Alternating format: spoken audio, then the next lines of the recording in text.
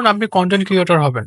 হ্যাঁ? আপনি ছাত্র মানুষ বা যেকোনো ফিল্ডে আপনি কাজ করেন। হতে পারে আপনি মার্কেটিং এ জব করেন। হতে পারে আপনি একজন রাজমিস্ত্রি, হতে পারে আপনি একজন রড মিস্ত্রি, হতে পারে আপনি যেকোনো ফিল্ডেই থাকুন না কেন। এখন আপনি চাচ্ছেন যে আপনি আপনার পেশাটাকে একটা ক্রিয়েটর হিসাবে বা কনটেন্ট জগতে আপনি আপনার পেশাটাকে উপস্থাপন করবেন।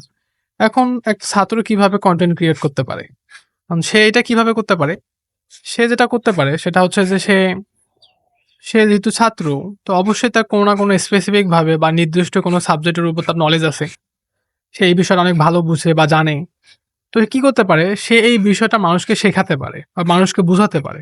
সাপোজ বলি, একটা ছেলে হচ্ছে ইন্টারে পড়ে কিংবা অনার্সে পড়ে। সে কোনো নির্দিষ্ট সাবজেক্টে অনেক ভালো, খুব দক্ষতা রাখে।